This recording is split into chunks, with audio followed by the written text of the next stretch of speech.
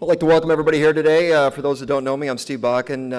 I'm a radio talk show host, usually, sometimes day job. I'm also Business Development Director for Larson Engineering, and I do a lot of work and consulting through my consulting firm, SP Productions, throughout North Dakota and the region as well. I'd like to welcome our panelists. Our panelists for this discussion are John Godfrey from the Greater North Dakota Chamber, Dan Wogsland, North Dakota Grain Growers Association, Steve Adair from the North Dakotans for Clean Water, Wildlife, and Parks, and Carmen Miller from Ducks Unlimited. Steve Adair is director of the 7-state Great Plains region for Ducks Unlimited Incorporated. Dr. Adair's previous work includes managing private farms and ranches in Texas and South Carolina. He's also extensive experience in conservation program development, implementation, and evaluation. Dr. Adair is also a fellow at the National Conservation Leadership Institute and serves on several local and regional committees and boards. Dr. Adair. John Godfrey is the Vice President of Government Affairs for the Greater North Dakota Chamber, where he serves as the liaison between the North Dakota legislature and the state's business community. He recently served on the advisory board for the North Dakota Outdoor Heritage Fund and currently advocates against the Clean Water, Wildlife, and Parks Initiative. Mr. Godfrey. Carmen Miller, Ms. Miller is the Director of Public Policy for Ducks Unlimited Great Plains Regional Office in Bismarck, North Dakota. And Mr. Wogsland has been the Executive Director for the North Dakota Grain Growers Association since 2004. So welcome to our panelists. If you do have any questions, feel free to text us. I'm going to start out briefly with some statements from Dr. Adair and from John Godfrey. Dr. Adair, in your opinion, why is this a good idea, this conservation measure for North Dakota? Okay, Carmen. Actually, I'm going to start and answer that. You know, we have a really unique opportunity at this moment in time to set aside a very small portion of our existing oil and gas tax revenue for things that are important to North Dakota. And the purpose of this measure is right there in the title: clean water, wildlife, and parks. These are things that are critical for our quality of life. They're critical for communities, for families, and also for our economy. What this proposes to do is, like I said, set aside a small portion of existing oil and gas tax revenue to a granting fund. And that granting fund basically has 5 purposes: clean water, natural flood control, increased habitat for fish and wildlife, increased access for hunting and fishing, outdoor education for children, and parks and outdoor recreation opportunities. Like I said, these are all things that are really critical for our quality of life. First of all, if you talk about families, we've got North Dakota, new families moving to North Dakota every day, and families like mine that have been here for a really long time. And we have needs, we have things we want to do. We need parks, we need outdoor recreation opportunities, opportunities for people to get outside and enjoy what's really great about North Dakota. You know, this is really good for communities. All of our cities are growing. School boards, park districts, political subdivisions, cities and counties would all be potential grant recipients under this project, under this program. This is really an opportunity for our economy. Tourism is actually the 3rd biggest sector of North Dakota's economy. It's really the 3rd leg of our economic stool. Anybody in the audience like to hunt, fish? Raise your hands. Oh, come on, I know a few more of you like to do those types of things. Hunt, fish, hike, bike, go camping, enjoy the outdoors generally. Well, we actually in North Dakota, 30% of our population likes to hunt and fish. We have the 4th highest participation rate in the country for those activities. Tourism is a huge factor in our economy. It generates $1.4 billion a year. That's $27 million a week. So what we need to do is make sure that that sector of our economy, the growth there is keeping pace with everything else. We can have a healthy economy and a healthy, robust economy and a good quality of life. We can do these things without raising taxes, without impacting our infrastructure needs. We can and we absolutely should. Thank you very much. Mr. Godfrey, if you'd like to make an opening statement. Yeah, I don't think there's much that we disagree with what Carmen said. I mean, I think we all support outdoor heritage, we all support conservation, we all support hunting and hiking and all those things. What our issue comes down to is how we go about doing that. And we think that this measure has got some serious flaws. I think for just a little background, it's 5% of the oil extraction tax to be dedicated into a fund. We've got 3 main issues with this. Number one, it's constitutional. So that means it's very inflexible. We don't know what our needs are 5 years from now, let alone 25 years from now. So it's dangerous to lock that into the Constitution. Number two is the sheer dollar amount. You look at 5% of our oil extraction taxes. What we project to be in 2015, if this measure passed, that's when it would start, would be roughly $150 million going into this fund a year. You break that down a little bit further, that's $3 million a week. We think what you spend your money on is what you put your priorities on. And we think this would simply swing that pendulum a little too far one way. Based on some of our research, it'd create the 9th largest state agency. And finally, the last thing, which, if you don't agree, if you think it should be fine, it's in the Constitution, the dollar amount is fine. The last piece is what really gets me anyway, is the 75% spending mandate within this measure. This would be the first time in our state's history that we'd have a 75% or a spending mandate within our Constitution. We think that's bad public policy and very dangerous public policy. I think when you get down to it, when you have something like that, you're no longer talking about the merits of the projects. You're talking about how do I reach that threshold, and how do I abide by the Constitution. So those are our main concerns. I'm happy to take any questions, and let's get into it. Feel free to text your questions to the 22333 because we're going to take your questions. That's the easiest way to do that. So I do have a few questions to start things off. Right now, we're kind of at a precipice in North Dakota. There's a balance that we have in North Dakota between agriculture, energy, and that heritage of conservation and that land ownership. And probably, Dan, I'm going to start with you on this one. From the agriculture perspective, and our agrarian roots here in North Dakota, we have deferred to the landowners, the farmers, the ranchers. Has something changed? Are there more pressures from the agriculture side where a policy like this, a change of the Century Code, makes sense? Well, thank you, and thanks to the Chamber for allowing us to be here today. We really appreciate the opportunity. And one of the things I want to talk about, first of all, is thanks for the plug on the agenda, John. What ails us, A-L-E-S. I like that because we represent the barley industry in the state of North Dakota, and I'll tell you, that's anytime we can get a free plug, we're going to do it. But you know what? You can drink all the beer in the world, and you're not going to dress up this constitutional measure. You're just not. We have a lot of pressures in the state of North Dakota. Trust me. I just heard just a second ago, trust me. It's only a little bit. It's only a little bit. $4 billion. Think about that. $4 billion. I saw in the room today Representative Bob Martinson. Bob, when you're in here, you remember back to 1993. 1993, we left the state of North Dakota, the legislature did, with $5 million in the bank. 5. Today, we're talking about $4 billion. You know what? This measure isn't about, this isn't about conservation. This measure isn't about wildlife habitat. This measure, quite frankly, isn't about wildlife. This Friday, think about this. Think about this, folks. This Friday, you can go out in the state of North Dakota, if you have a hunting license, and you can shoot 15 geese. 15. You can have in possession 45. What's my point there? I don't think there's anybody in here that can use 15 geese, much less 45. Okay? The fact of the matter is this isn't about those things. It isn't about conservation. It's all about the money. $4 billion. When you take a look at I'll use an example because I'm sitting next to Steve. At least we are right now anyway. But the fact of the matter is that his organization needs 45% of its budget to come from you. To come from you. You, the taxpayers. That's where it comes from. And you know what? I don't think it's good public policy in the state of North Dakota to do that.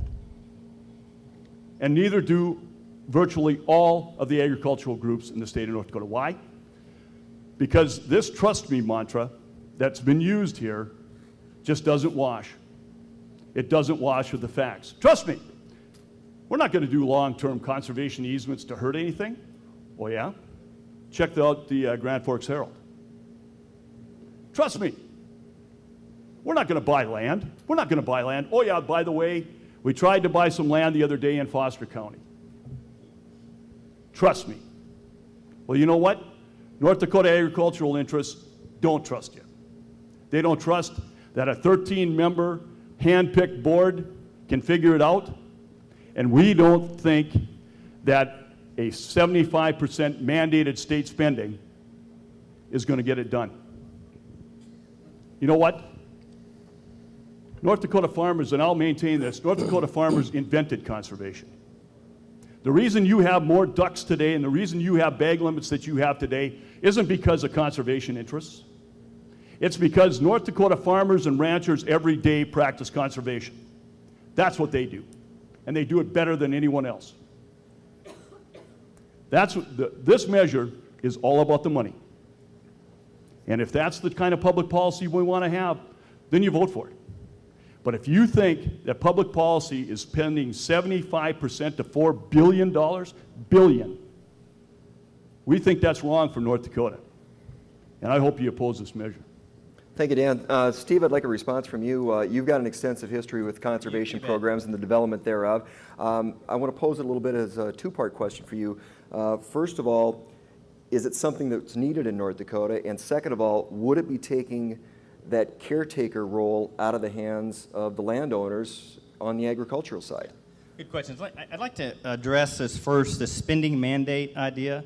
That is not correct. If you look at the measure, read the measure, it says the money has to be allocated. Allocated is not equivalent to spend. So the only thing that has to happen there is they cannot leave more than 25% of the dollars in the fund. It could be allocated to current projects, it could be allocated to future projects, it could be allocated to the trusts that's set up. So there's no spending mandate. That is a misinterpretation of what the measure says. Please read it. It says those funds have to be allocated, and that's not the same as spending. The question about, let's talk about the funding a little bit. So this is 5% of the extraction tax, 3% of the overall oil and gas tax. So today, $100 million a year, $200 million a biennium would be the 3%. That 97% is $7 billion a biennium. If John's calculations are right and this doubles, that other 97% doubles as well. So that's $15 billion our state will have. Another $7 billion that are available for other needs. I think those resources would allow us to take care of those other needs. This is a small percentage. Any way you cut it, it goes up and down as the economy goes up and down, and so does that other 97%. So think about both sides of that equation. Think about the resources that this state has. I appreciate Dan's comments about you wanting to work with farmers and ranchers. 95% of North Dakota is privately owned. Our programs have to work for farmers and ranchers. We see that every day. Ducks Unlimited has been working in this state for 50 years. We just celebrated our 30th anniversary of our regional headquarters. Our programs have to work for farmers and ranchers. We do see this disconnect with policy issues and work on the ground, and we scratch our heads about it. I don't know how we get past it. We have challenges at the policy level, but when our biologists and our agronomists and our range scientists work hand in hand with farmers and ranchers on the landscape, we do help to deliver conservation. We do work together, and we see a tremendous backlog in all of those programs. This is putting resources to solve problems. And we know, we can look around the states next to us, Iowa, Minnesota, have done this experiment. As that habitat goes away, you will lose those natural resources. Iowa used to have a $500 million pheasant economy. That's gone. They have weekly warnings of their water quality. They're fighting like heck to try to keep their water drinkable. We're heading in that direction, and this is the opportunity to be proactive, to wait. Don't wait until we have a crisis and address these needs.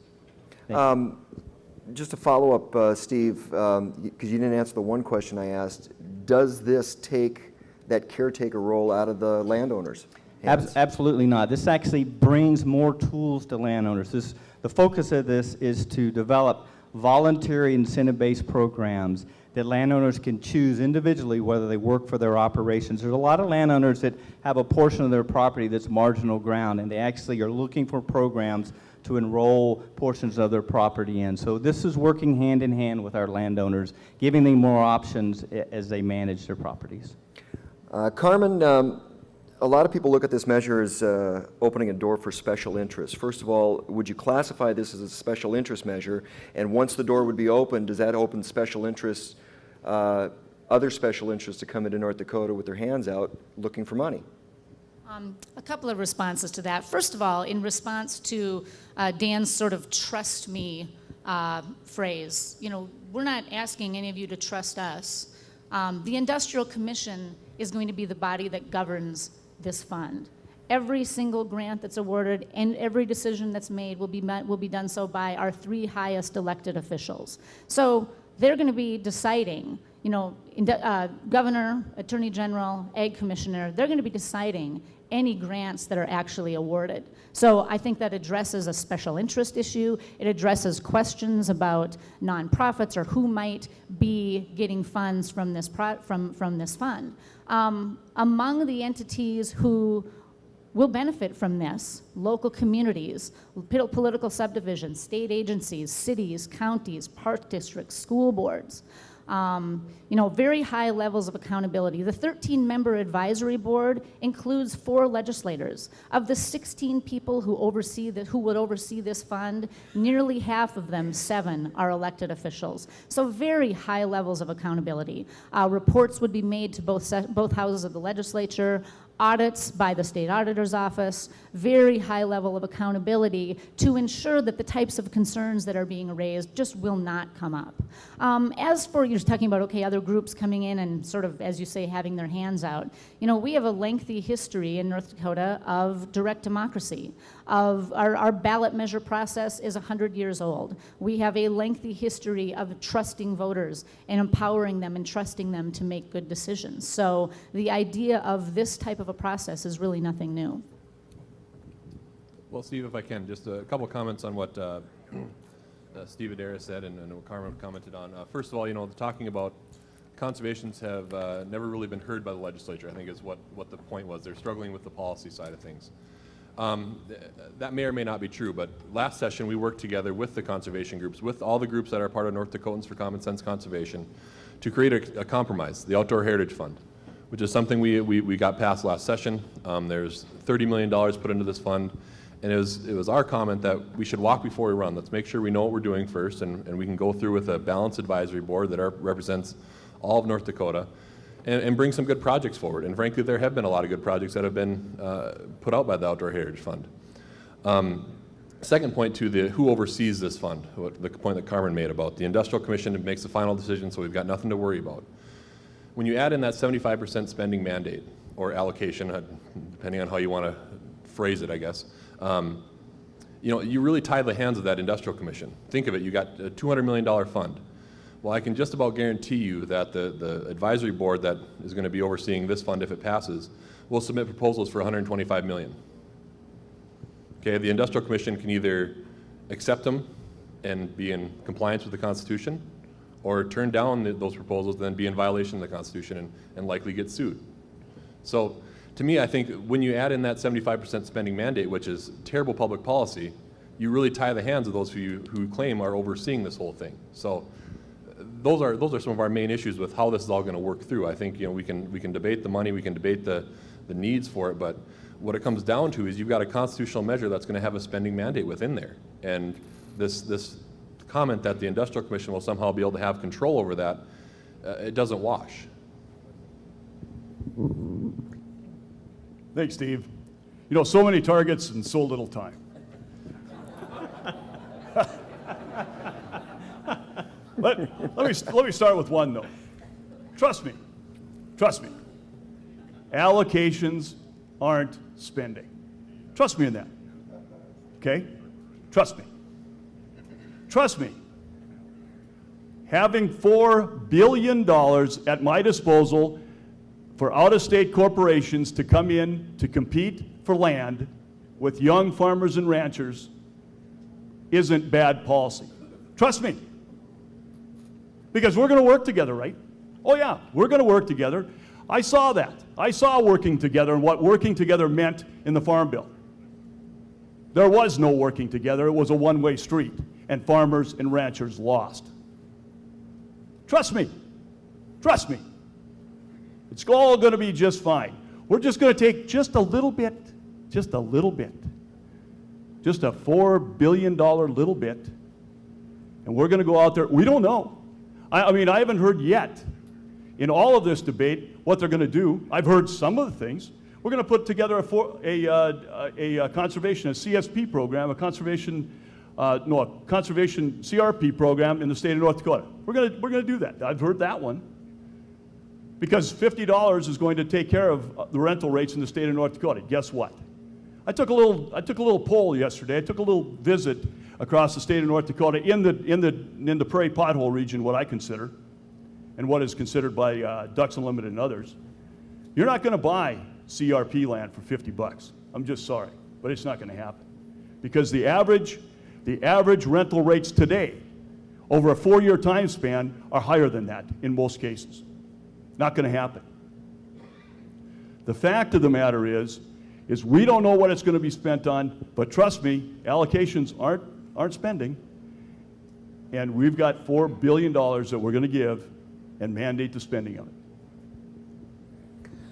Steve or Carmen, will this money, if this passes, would this be used for purchasing land acquisition, and locking up that land from younger farmers or other people that would like to have options with that land? You know, it's North Dakota laws governing the acquisition of farmland by nonprofit organizations are very restrictive. This does nothing to change that. You have to remember, this is a granting fund. We may never see projects like that submitted. We may never see projects like that approved. Every grant project would be approved by the Industrial Commission, Governor, Attorney General, Ag Commissioner. In fact, if there were a proposal for a nonprofit to acquire farmland, that would have to be approved by the governor twice. I think you can think about that, and when you think about things factually and rationally, you can see that that's highly unlikely. I want to address a little bit, John mentioned the Outdoor Heritage Fund, and it's a good example of what has been done with conservation in North Dakota, but also what the opportunities are. In the first year's worth of grant application rounds for the Outdoor Heritage Fund, we've seen nearly $55 million worth of requests for $15 million worth of funding. You know, the Outdoor Heritage Fund is a really good start. We've been supportive of it. Ducks Unlimited has been treated fairly well in the grant process. We want to see it work. We don't think these things are mutually exclusive. But it's been an interesting window into the great need that's out there, and the number of projects from communities, from cities, from local park districts. 3 out of 4 grant applications have gone away empty-handed from that process. John, follow up on that. Has the Outdoor Heritage Fund been enough? Is it good enough where it's at? Do we need another measure like this, or has the Heritage Fund gone far enough to protect our outdoor opportunities in North Dakota? Well, I think Carmen's points as far as this, it is a good start. And I think, you know, anytime you do a brand new fund, I can't think of a time, and I lean to the legislators in the room, that a brand new fund of this nature has been created at the level of $30 million. I don't think it's ever happened. So to come in and say, well, it's not enough, or it's a good start, you're right. I guess I think, you know, a lot of the funds that are coming into the Outdoor Heritage Fund, you know, a lot of the projects that are coming in have been good, been working very well. Carmen pointed out that there's $55 million of grant requests that came in. I'd like to point out the first grant round that we had a lot of projects that came in. We left the door wide open to see what we get, and we got everything. We got a lot of projects that had a lot of research angles and a lot of staffing requests and a lot of things that weren't necessarily conservation driven. So when you kind of wipe those out, it really cut the applications in about half, if I'm thinking correctly. And to her point, you know, $55 million, well, that's not $150 million. That's what they're asking for in this measure. You know, to me, I don't think that the need hasn't shown the level of what this measure is calling for. You know, the $4.8 billion over the 25 years. I guess we're not seeing it in the Outdoor Heritage Fund.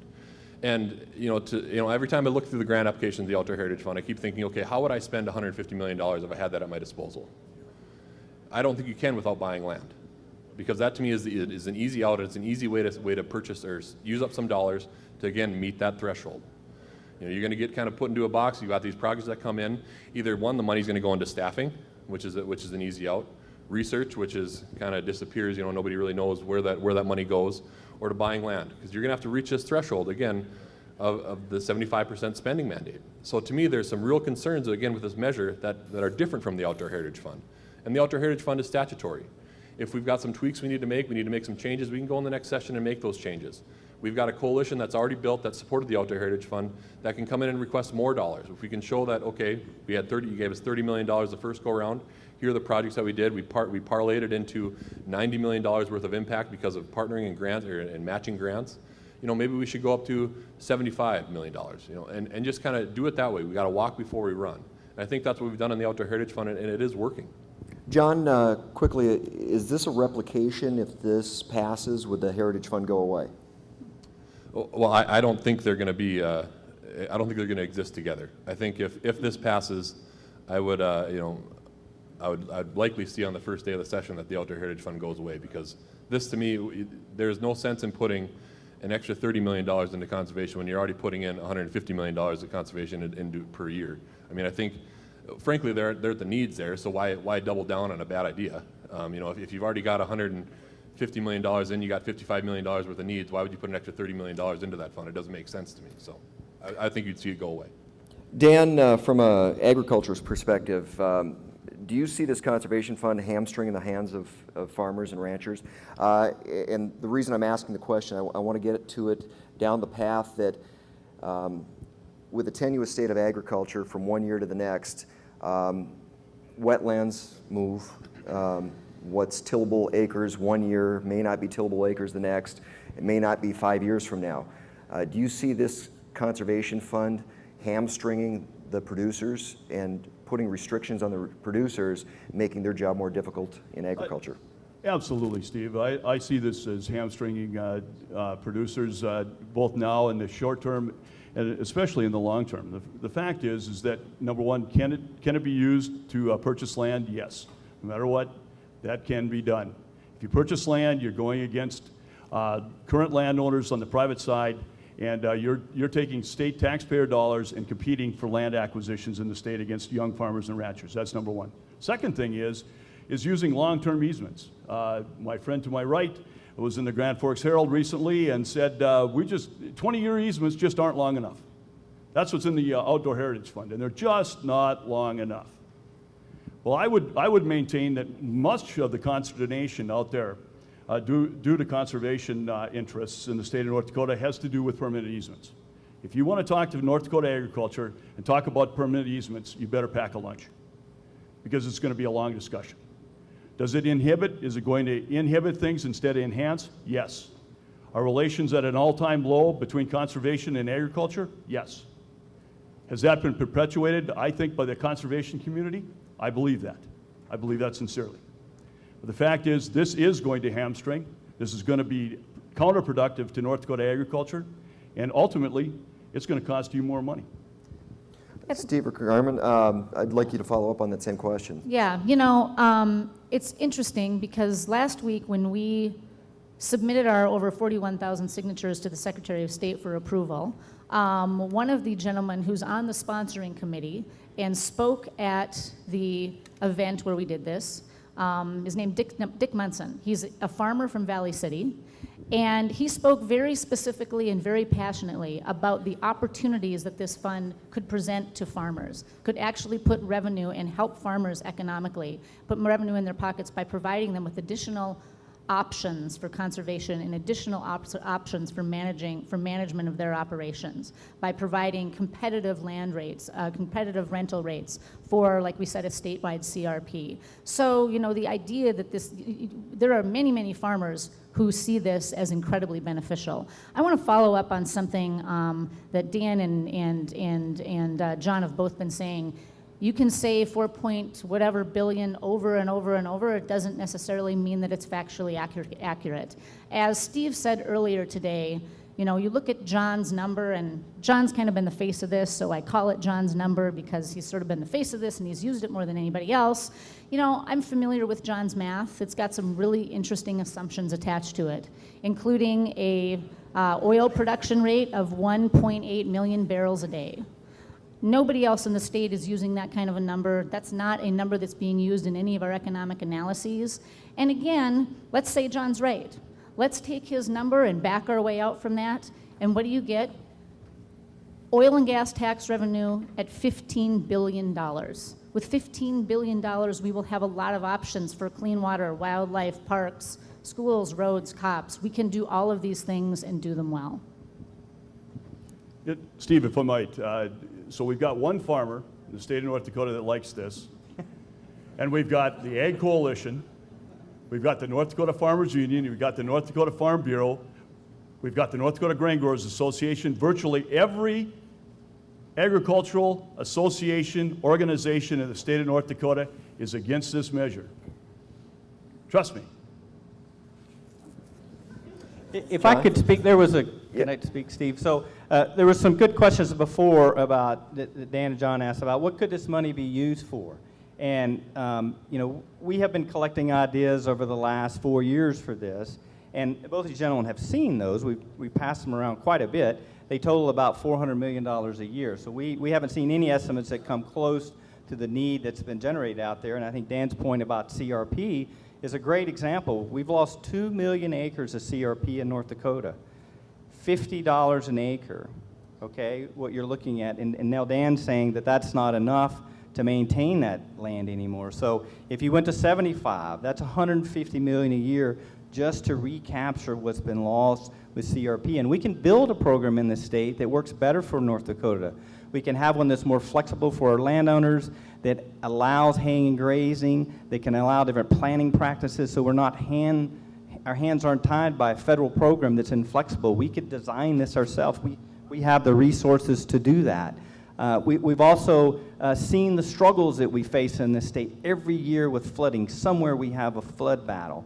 Look what Grand Forks has done. They've created a greenway that has a park that their citizens enjoy and exercise on. You don't see the consternation in Grand Forks anymore. They've taken care of their flooding problem. We can do that around the state so that we don't have these agonizing battles every year. We have not created a new state park in North Dakota in 30 years. We're going through this tremendous growth phase. We need to get our families outside to keep them healthy and active. There's a lot of research that shows that our children are healthier both mentally and physically when they get outdoors and they stay active. And I don't think anybody here can tell us that we're keeping up with our parks and recreation areas in this state. We aren't doing it. It's been neglected, and we need to take care of those things. There's tremendous ideas. This will be a tremendous legacy for this state, and we don't need to be afraid of it. Don't be afraid of these tactics. 33 other states in the country have passed similar measures. 33 other states. And they've left a legacy of wonderful state parks, outdoor recreation areas, healthy fish and wildlife populations. Agriculture and energy has flourished with those measures. Don't let this scare you. This will be a wonderful thing for North Dakota. We need to do it, we need to be proactive, and we need to take care of our land and water.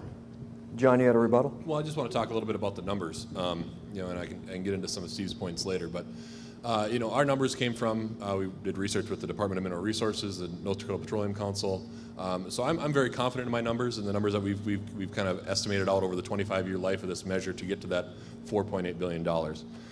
If I can call it Carmen's number, what they've been using is the $75 million, which is off a forecast that was done, I think, at the beginning of the legislative session, last session, and is already out of date. You know, that forecast called for by the end of this biennium to reach 1 million barrels of oil per day. Well, we did that back in August. So by the day one of the biennium, that forecast was out of date, and they're still using it. So I'm very comfortable in our number. I think it's very conservative. Likely, I think when we get through this and we see as our production increases, that number will be higher. But we wanted to be conservative for those reasons. On to what's going on in other states. I encourage you all to look into what's going on in the other states and their measures, or with their conservation funds. I know Minnesota's got some real issues right now with where their dollars are going. They created a fund similar to this. Now it's being spent on staffing. It's going to, I think, majority of Pheasants Forever's budget comes out of the Minnesota Conservation Fund, Arts and Humanities. It's really become more of a Nobody really knows where the money's going. Even the state auditor's got some issues with question about who's accountable for it, where are these dollars going. We think there's some major issues, and frankly, that's not the way to do it. And we've got the Outdoor Heritage Fund again. We'll go back to that. We've got a fund that Dan has been up here talking about the issues between conservation and agriculture. Frankly, as not necessarily a farmer, and I'm from North Dakota, grew up here. Didn't really know the whole agriculture conservation background. When we sat down together to create the Outdoor Heritage Fund, it was a big deal to bring agriculture and conservation together to talk about this. The fact that we were able to get them in a room, we met weekly for, it must have been months to come up with a plan that everybody could get behind. And we walked out of the room all agreeing that this is a good idea. Nobody got everything they wanted, but everybody got something they can hang their hat on. And when we got down to the session, time for the vote, the conservation community walked away. And they said, because we can't buy land and it's not enough money. That's why we don't like the Outdoor Heritage Fund. That's really what it comes down to. And so essentially they kind of took their ball and went home, and now you've got this measure in front of you, which is really concerning for us because we had a coalition built together that was really going to make some good impacts in North Dakota. And we moved forward, and we are making good impacts in North Dakota with the Outdoor Heritage Fund. So to me, it comes down to what Dan's been saying, trust us. Trust us. John, since you have the mic, I want to get to some of the text questions. One of the concerns somebody raised was about the legacy fund, tying up that money. In essence, we're tying up more money. 30% with the legacy fund. There's been discussions of whether or not that should have been capped or not. Maybe we jumped into that a little bit early. Is this something that, is there a cap on the dollar amount with this conservation fund, or is this open to grow as the legacy fund is? Under the reading of the measure, it grows as big as it can. It's 5% of the extraction tax, that's it. So that comes off the top. Well, it's important to remember that this is a percentage. And by being a percentage, it will rise and fall. It will rise and fall with oil production. It will rise and fall with our economy. This is not a fixed dollar amount that goes indefinitely. Steve, you were talking about the greenway space and what they've done up in Grand Forks and some of the park stuff. Could some of this money be used for, say, the Fargo diversion project? The parts of the project that would deal with natural flood control aspects, so this could be used for some of the retention areas that they're talking about, so some of the lake areas and all that they're talking about holding the water back would definitely be available for funding for this, so it could be a real asset for that effort. Steve, just if I might, there's $50 million in the new farm bill for that retention projects and for retention projects specifically in the diversion area in the Fargo area. In the Red River watershed. If you take a look at what this fund can do, think about this. At $1,800 an acre, $1,800 an acre, this fund will buy a half section a week.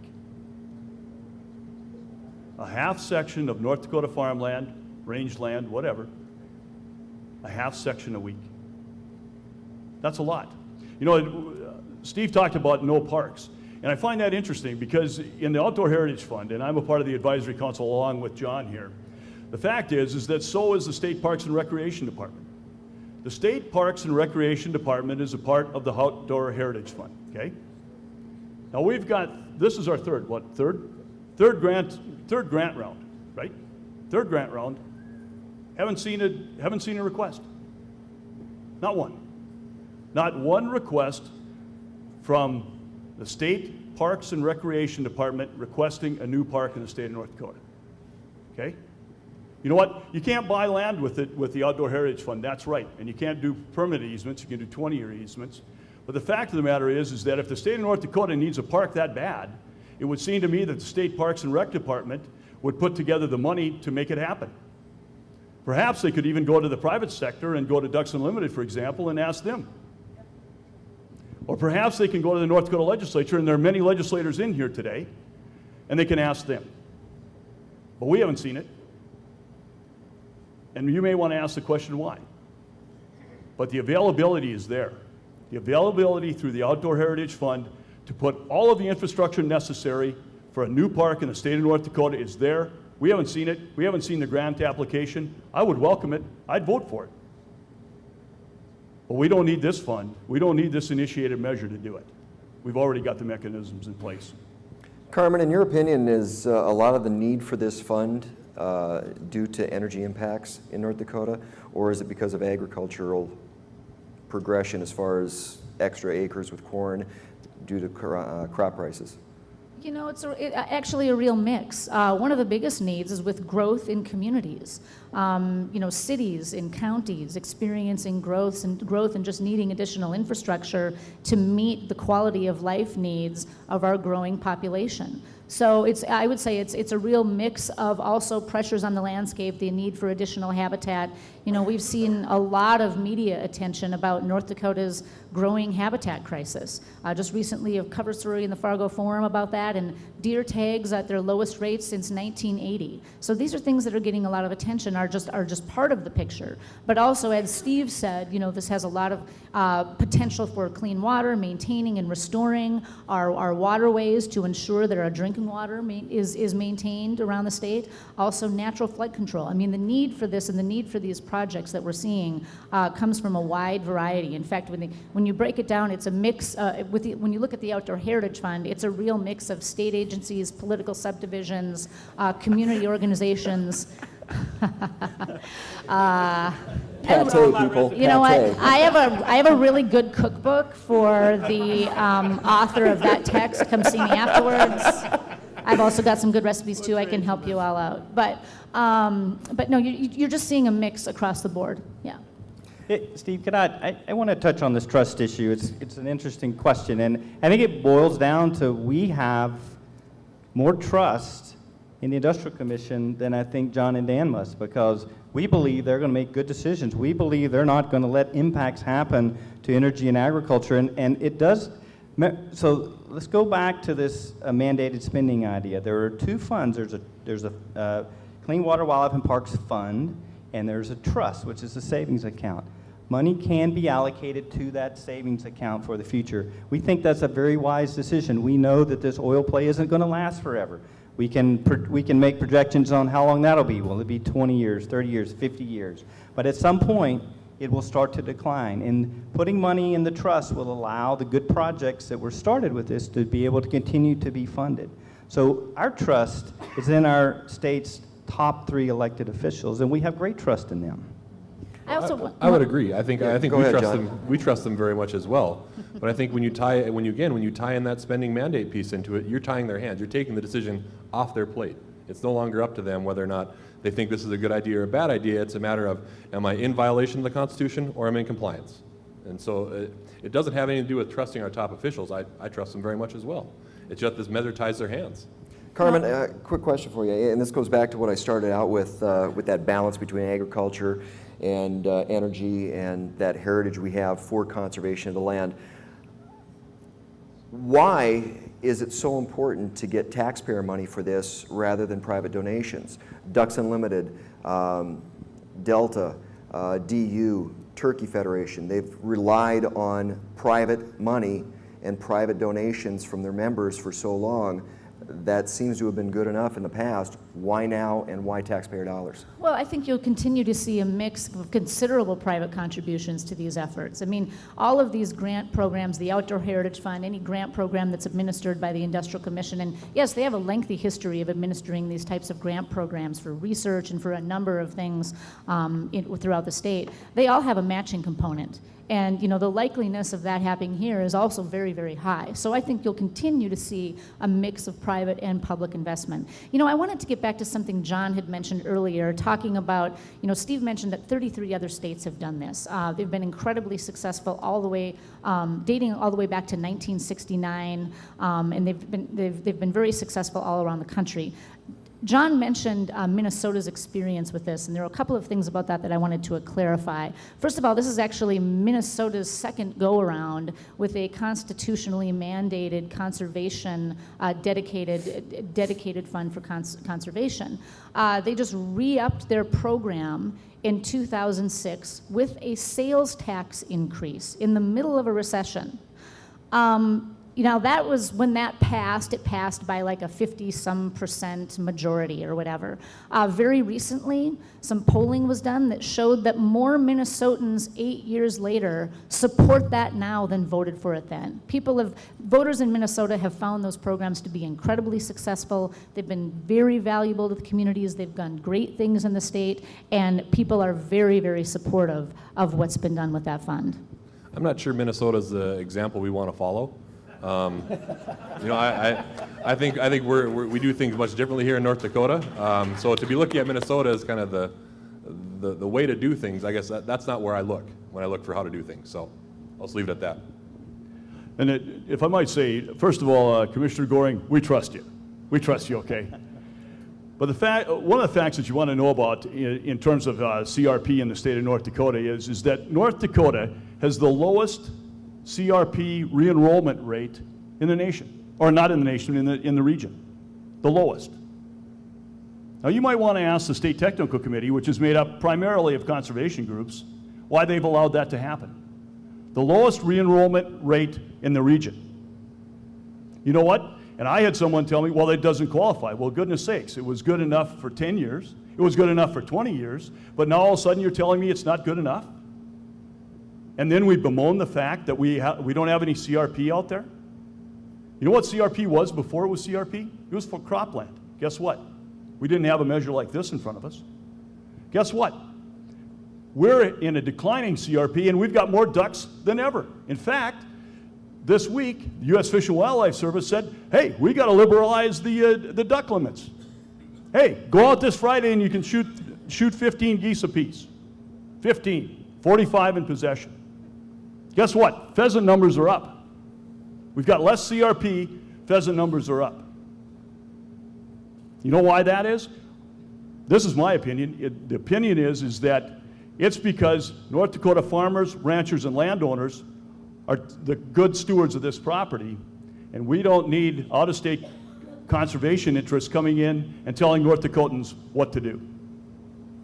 I want to go a little bit down the road as we're running out of time here quickly on the Century Code side of this. If this is mandated by a board, if this is run by a 13-member board, how binding would their recommendations be to the Ag Commissioner, to the Governor, as far as for a land purchase or some of the other recommendations? Is there flexibility for the Governor's office or the Ag Commissioner to stand up and say, no, this isn't going to happen? Absolutely. The advisory board is just that. They're advisory to the Industrial Commission, and all the final decisions would be made by them. Who would be on that board? So it's a 13-member board. There is a guaranteed seat for energy. There's a guaranteed seat for agriculture. There's 4 legislators.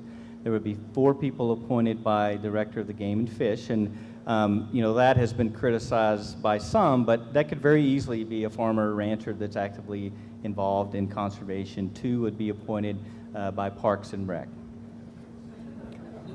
Why would it be a good idea for this to be part of the Century Code rather than with legislative oversight? Well, it actually includes legislative oversight if you include the 4 legislators that are on the advisory, that will be on the advisory board. But as opposed to the full body. You know, that's one of the Well, things you know, we pride ourselves in North Dakota is we're a citizen legislature. You know, this actually would include, a report would be made to the legislature every session on sort of how the fund's being managed, how things are going. So it does include legislative oversight and involvement in the process. Whoever was saying, you know, they are ready for the beer, it's always noon somewhere, isn't that what they say? Or it's always 5 o'clock somewhere? But no, I mean, you know, the level of oversight with this proposal is very high. Between, as Steve said, you know, the advisory board is just that, advisory. You know, the Industrial Commission has a lot of discretion, and they will be making the final decisions. But that advisory board also includes 4 legislators, and there will be an annual audit and legislative presentations to the legislature on how the fund is being operated. John, do you see this as an opportunity to eliminate some of the prioritization that the legislature has with the flexibility as far as spending? We have so many needs as far as infrastructure, education in this state right now. Would this be hamstringing the legislative process in North Dakota? Well, I think absolutely. And I think, well, first and foremost, a report to the legislature is an oversight. They can go tell the legislature what they've been doing. The legislature can go, well, that's a terrible idea, and they can go, well, sorry, you know. As far as what this means going forward, if this passes, the legislature will have to make some tough decisions. I think we can go around you name your priority, and I'll ask you, do you feel you've got enough? You know, infrastructure. Do you think we've met all our needs in infrastructure? Do you think we've met all our needs in education? You know, last session we had a great increase in education funding. We're doing some great things in our schools in North Dakota, but we've still got some room to go. We need to grow. We need to build more schools. We've got more students than ever. We've got some great programs that we can offer to our students now because we've got those resources. And some of that stuff will be called into jeopardy if we take $4 billion off the table. I just want a closing statement quickly, about 20-second synopsis. Dan, in your opinion? Don't do it. Steve? Yeah, so I would ask you, what are we going to do in the state if we lose our clean water? What are we going to do if we lose our recreational economy? This measure gives us the best opportunity to retain those things and maintain our great quality of life. And Carmen? I agree with Steve, and I disagree with Mr. Wogsland. This is a great opportunity for North Dakota. It's something that really has, we have a unique opportunity in a moment in time to really make a difference for future generations and for our quality of life. And John? Just first, this isn't about about conservation. I think we've kind of made that clear here that this is about the money. You know, I've got a great friend who has termed this as the Conservation Full Employment Act. You know, it's our concern of where these dollars are spent. We've got a process in place now with the Outdoor Heritage Fund where we can address our needs through that fund. It's statutory. We can make the changes we need to make and not be hamstrung by the Constitution. So don't do it. Thank you very much for your time today. Let's have a round of applause for our panelists.